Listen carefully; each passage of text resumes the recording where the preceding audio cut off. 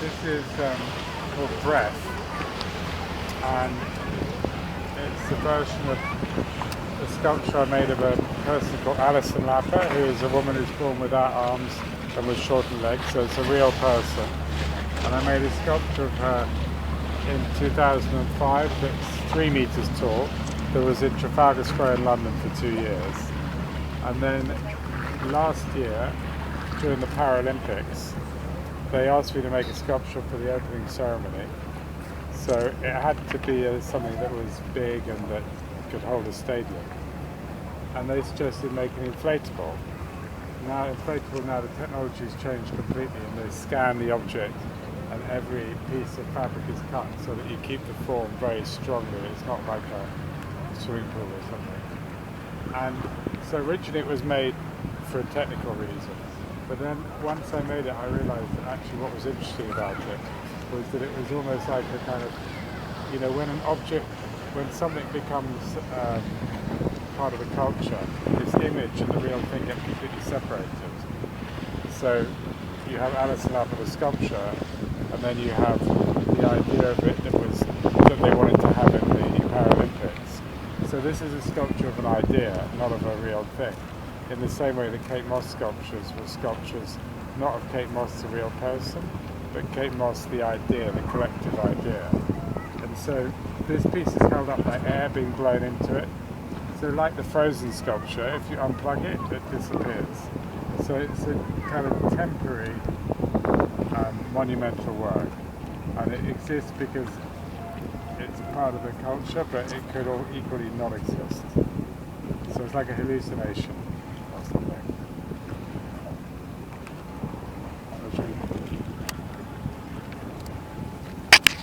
It's about disabled people falling in love, having sex, reproducing, all the things that in a way are taboo. And that's one of the, and because she's pregnant, it's also a monument to the future, because it's the future of the humankind is the babies.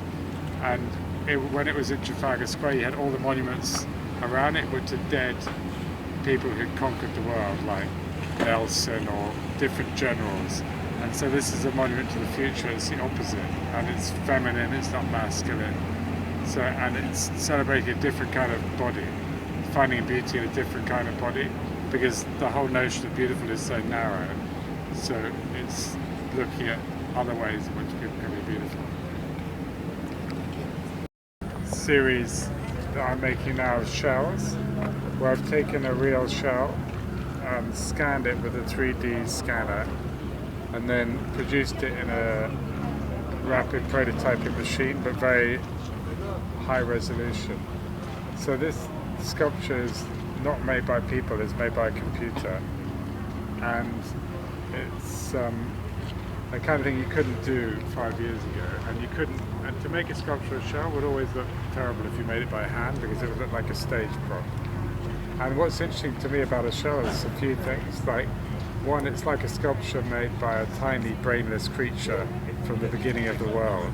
So it's like the archaeology of sculpture in a way.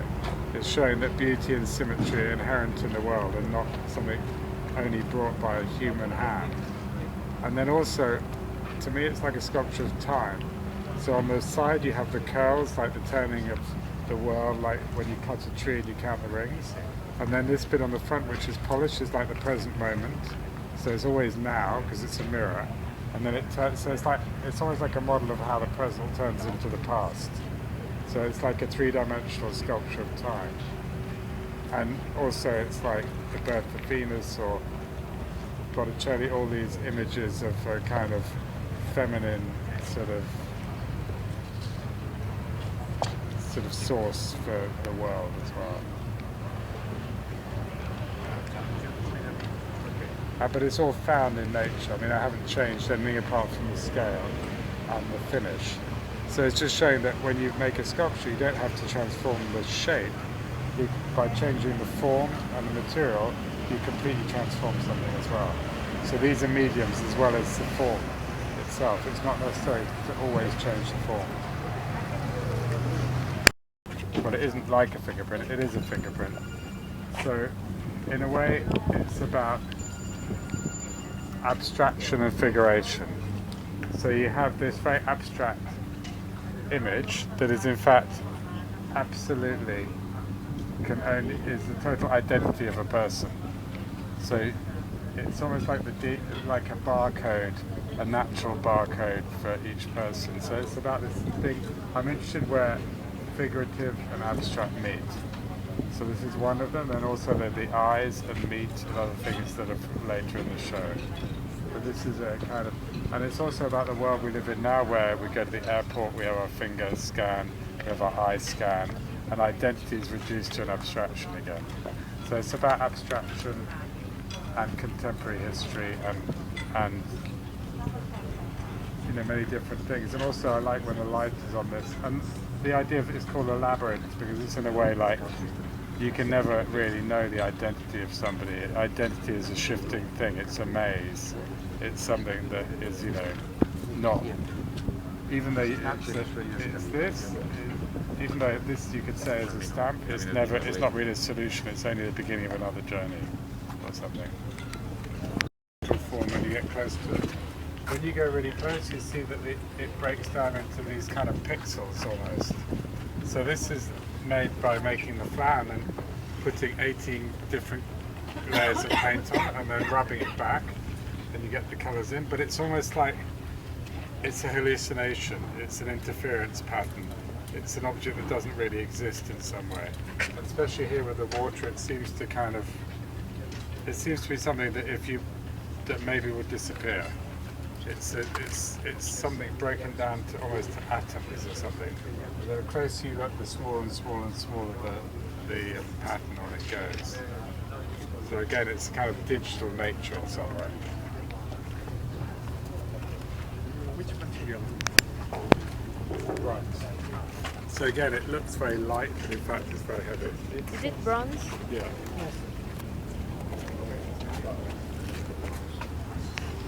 World in a way, and the world of the body and the body transformed. And here on these water pictures, in a way, they're kind of like, to me they're like the beginning or the end of the world.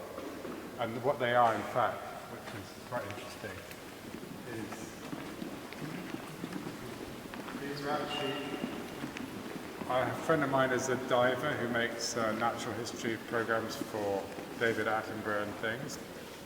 And so I gave him a ticket to Australia and I said, just go to the beach, Bondi Beach, put your diving stuff on, sit at the bottom and just take pictures of where the wave crashes. So then from those pictures I chose some to make paintings. So this is totally from a real photograph, and these are people just spending their day on the beach on holiday. But somehow it looks like some kind of weird mythical zone where it's like an assumption, it's like a found old master painting in a way. It's like an assumption or a deluge or the Last Judgment or one of these things, but in fact, so it's kind of completely ordinary and completely mythic at the same time. And to me it's sort of like, in a way, outside you have the shells and you have the water of the lagoon, and here the human is evolving out of the sea in some way. So it kind of connects the outside and the inside. And then another sculpture that does that, which is, so the other thing is that not everything's made like last week. So this sculpture was made in 1997 in Murano. It's some blown glass and silvered. So it was a series of sculptures about, in a way, the kind of morphing of the body, the transformation. So it's still that theme of transformational identity, of reflecting the environment, of connecting into the world. And this is an early manifestation of it. But here I like it with the water outside. It seems to kind of be something that may be a wave through into the gallery.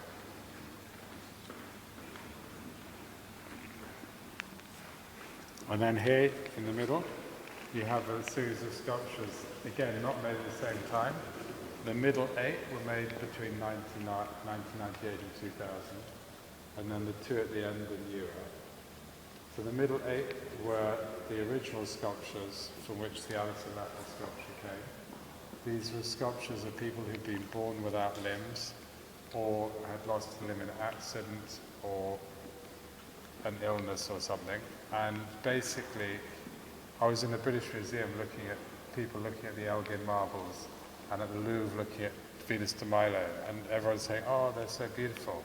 And I thought, but if someone whose real body was like this came in, probably these tourists would have the opposite reaction, not know how to look at them, be uncomfortable, not know. So I thought this is really interesting that it's acceptable in art and not acceptable in life.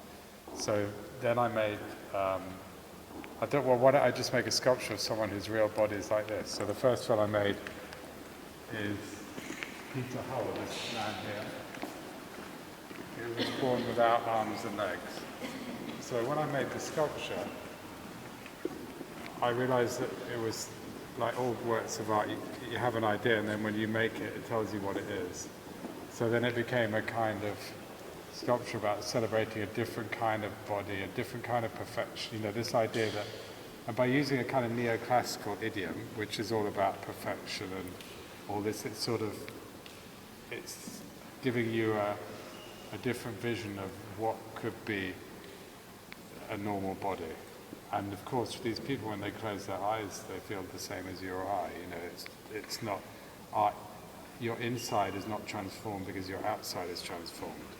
So there's this idea of the inside and the outside.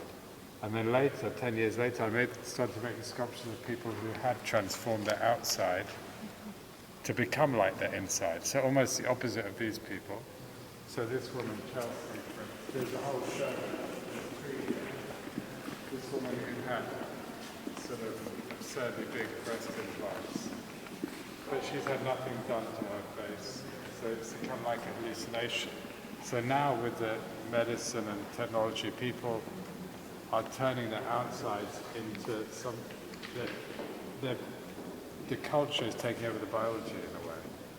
So it's a kind of different kind of evolution. And at the end, we have Thomas Beattie, who is a woman who decided to become a man and then decided to have a baby. So it's all kind of like completely back to front. But they're all, again, everyone is a real person. There's nothing invented in this room. And the couple over here, Buck and Alana, which from the back looks like a man and a woman. And it is a man and a woman, but the one who looks like a woman is actually a man. And the one who looks like a man is actually a woman.